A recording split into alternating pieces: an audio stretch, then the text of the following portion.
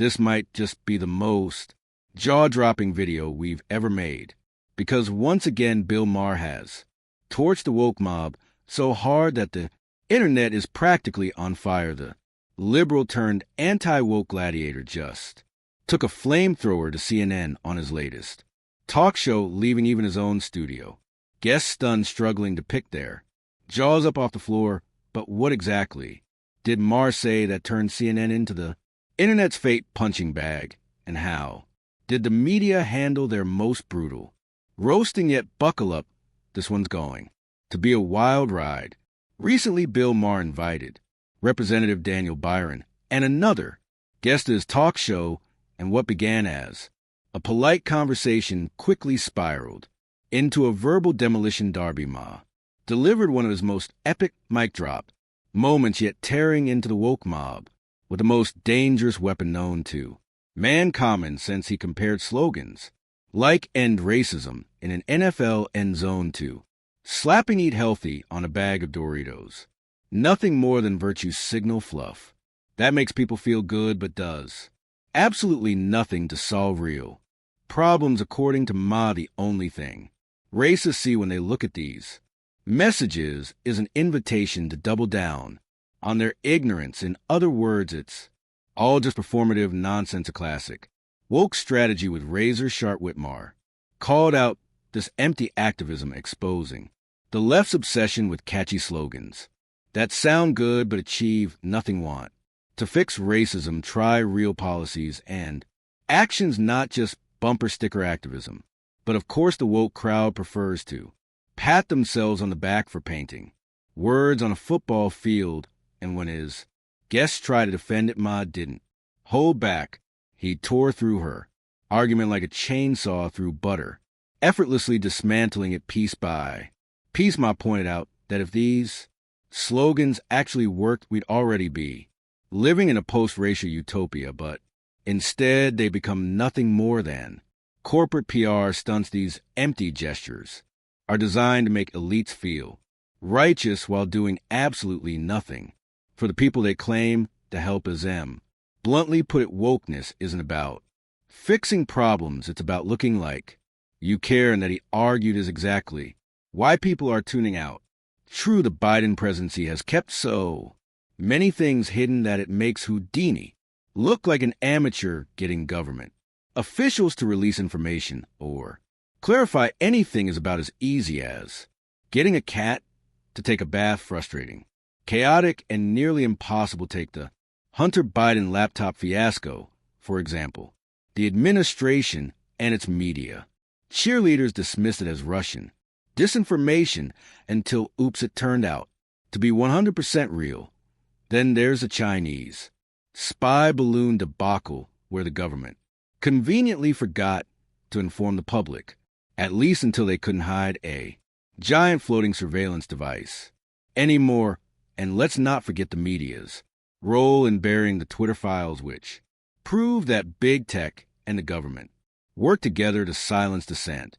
Meanwhile, Trump's administration was a nonstop media feeding frenzy. Every tweet, every typo, every misplaced comma was treated like a 5-alarm fire.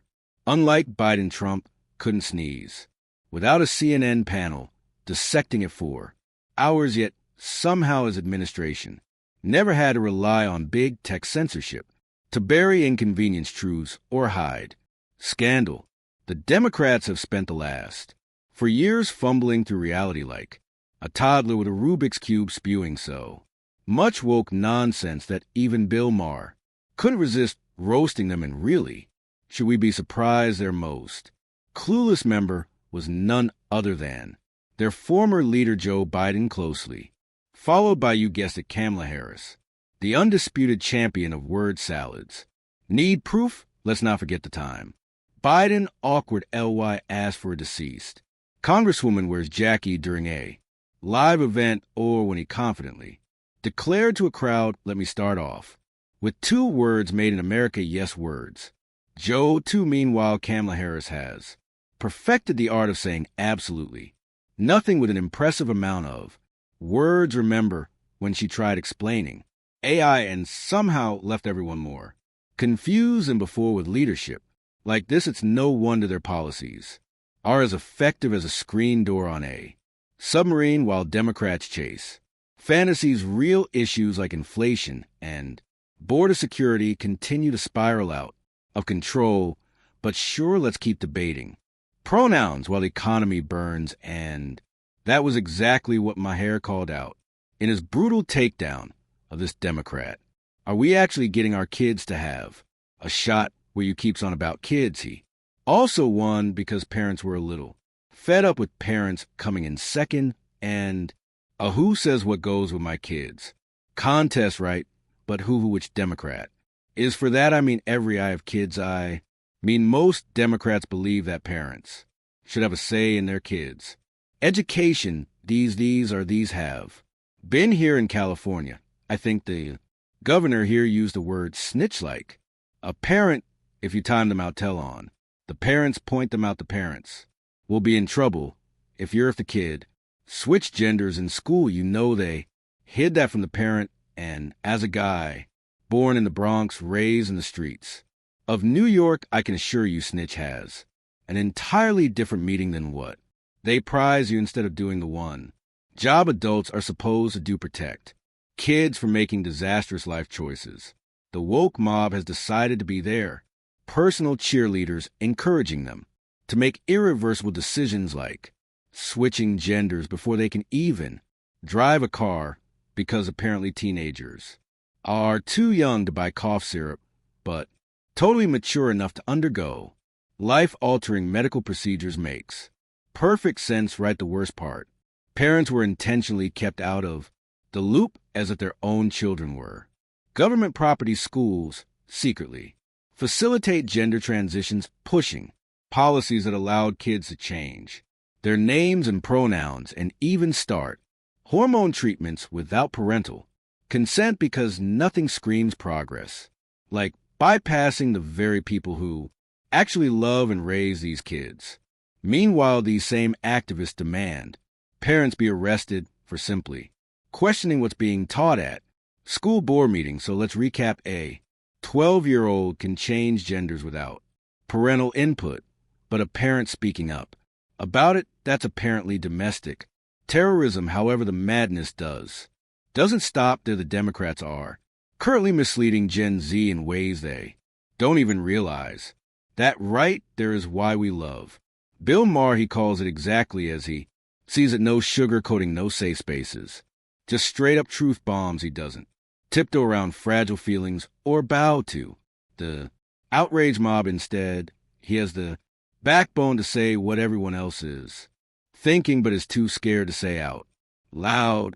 And the best part, he delivers it with that signature wit and sarcasm that only he can pull off, whether he's roasting the woke mob, ching political hypocrisy. Yep, that's the woke mob signature. Move, preach one thing, do the complete opposite, and hope nobody notices. They love to lecture the rest of us about morality, all while quietly sweeping their own scandals under the rug. Take woke Disney, or for example, the same company that parades itself as a champion for children's rights, yet its track record paints a very different picture. In 2014, a shocking report exposed that around 35 Disney employees were involved in crimes that endangered minors, and if you thought that was bad, fast forward to the day another Disney employee was caught with material so disturbing that even Hollywood executives would be shocked not that they'd actually do anything about it yet. Somehow, this is the same company that wants to tell parents what's best for their children, the same company that spends millions pushing woke messaging into kids' entertainment while far bigger issue festers behind the scenes. Maybe instead of rewriting fairy tales and lecturing families, they should focus on cleaning up their own castle. But hey, priorities right, in Disney isn't the only one. Woke corporations love to market themselves as progressive and righteous, yet time and time again they get exposed for corruption, hypocrisy, and scandals. Ever notice how big corporations scream about social justice, but when it comes to actual ethical behavior, they suddenly go silent? It's almost like they don't really care. They Just want to cash in on whatever trend. Makes them look good, and we see the same level of hypocrisy playing out in the Democratic Party they campaigned on. Their so-called incorruptibility, positioning themselves as the noble, warriors of truth and justice but prize.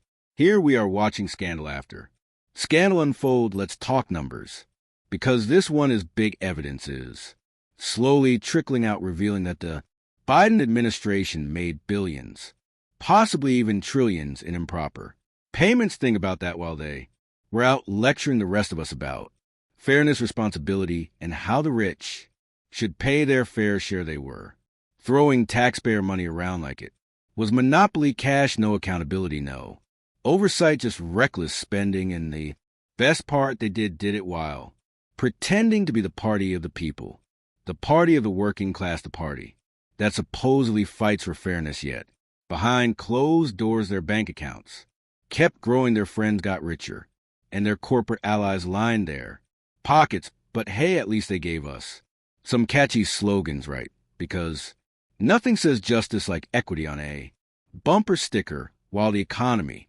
crumbles. And speaking of double standards, let's not forget how the media has handled all of this. If Trump sneezed, it was a national ear emergency of 5. Alarm fire on CNN, every tweet, every misplaced comma, every joke taken out of context was headline news for days. Yet somehow when Biden and his administration